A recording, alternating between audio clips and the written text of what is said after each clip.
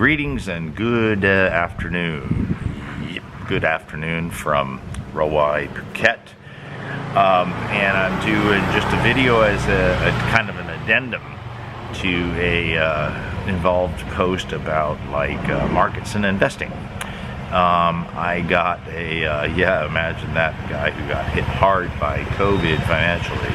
Yes, but I've lost a lot of money and made a lot of money, right? And some of it in the markets. So my views. He's a member, and he put in a testimonial. Which, by the way, why is it such a dental procedure to get these testimonials from you guys? Come on, right? Just put one in, right? Okay. Anyway, he asked me, how do you feel about the world, inflation, macro interest rates, etc., from an investing point of view? He goes on a little bit, but you get the general idea, you know. Let me get cool here. So,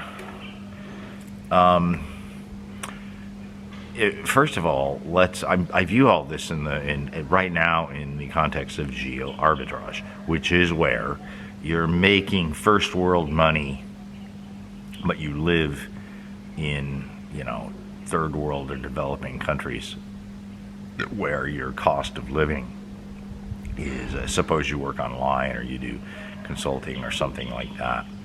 And so your cost of living can be 5, 10 times. I tell people here in Thailand it's 5 to 10 times less than America, depending on what your lifestyle is. It's probably close to 10 for me. Because I'm pretty frugal right now, as I build back better, right? So,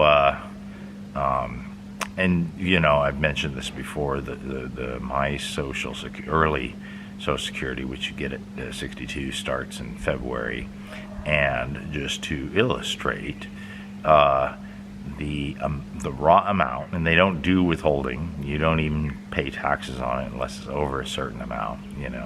You can Google for details about that.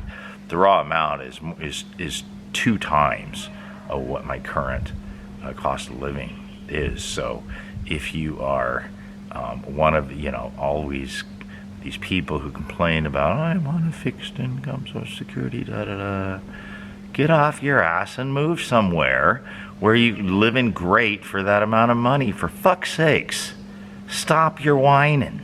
The White House got spanked by fucking Twitter.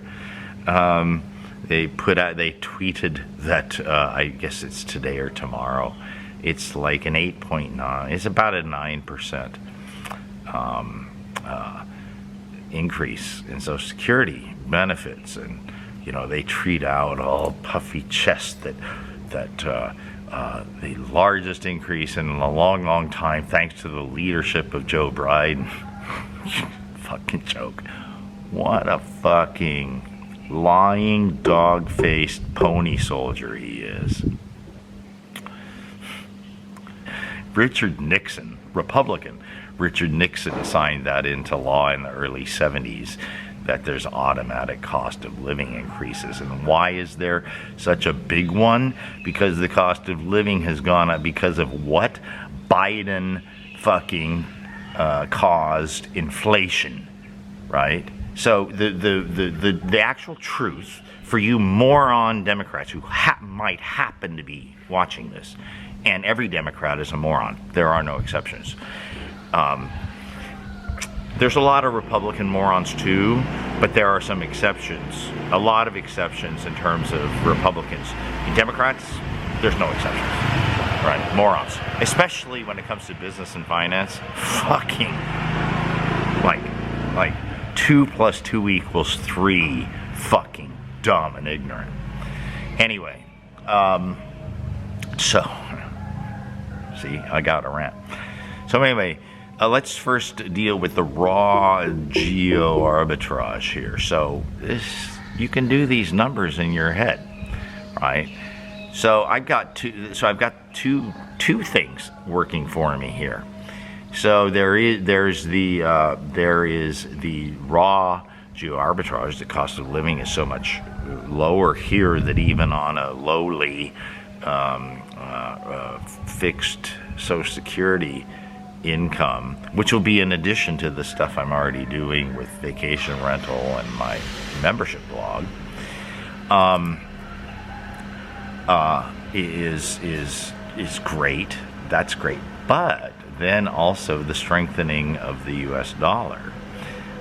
When I first arrived here 3 years ago, it was the exchange rate was about 31 baht to the U.S. dollar. Now it's about 38. All right, that's a 25 to 27% increase just by doing nothing. Will it last? Well, I think from the way the strengthening dollar around and the reasons the dollar is strengthening is not really good, right? So I'm reaping the benefit of that, but it's not really a great thing in terms of global finance. But I'm not going to get into the whys and wheres of that. Suffice it to say, things would be a lot stable if the whole world hadn't printed oodles of cash to pay people who weren't fucking working during the insanity and fucktardedness of COVID, to which almost everyone, Democrat and Republican, were susceptible, right? To that fear. Oh my God, the sniffles. Even people that are beyond the reproductive age or aren't producing anymore. Yeah, you're still taking care of kids and grandkids and stuff and filling them with fucking stupid and fear and bullshit.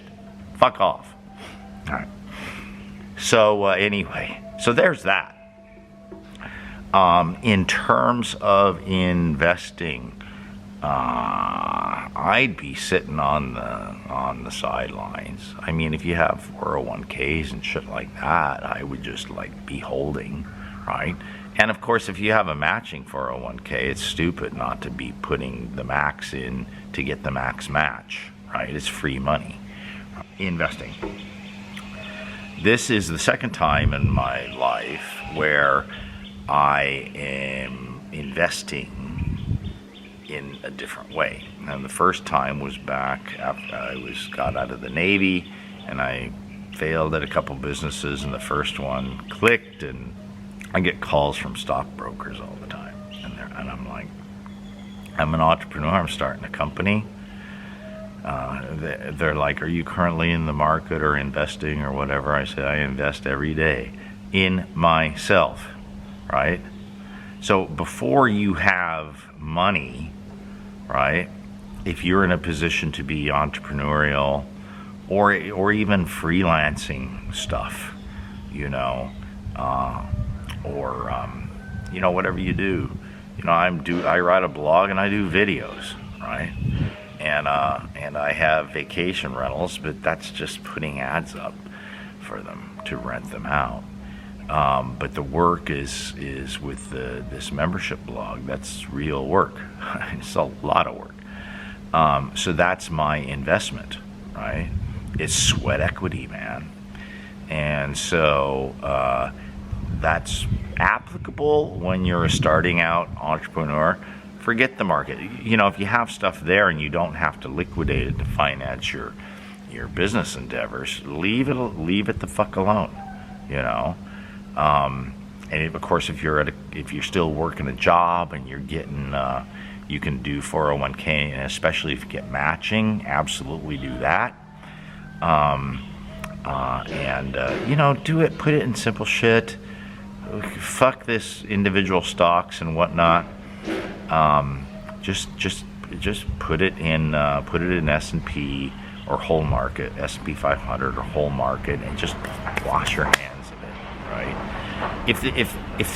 If the S&P 500 loses over time, you're fucked anyway, right? So, and you don't need to be thinking about it and wasting time, right? Buying all these books, spending all these money on these books, and watching fucking that ass Kramer on CNBC or wherever he's at. What a fucking disgusting piece of shit, right? In the post, I'm going to have a lot more. I'm going to have some stories, tell you how I lost almost 300K in the space of 2 weeks one time. Options, right? That's a fun story. and just read the post. And if you're a member, or I guess even if you're not, if you're just a reader, but it's too much trouble to even grab a free membership, write a testimonial too. I have one or two negative ones in there. That's I've published every negative one I've received. I mean, if it's within and plus the one from the guy who is a moon landing denier. that's like.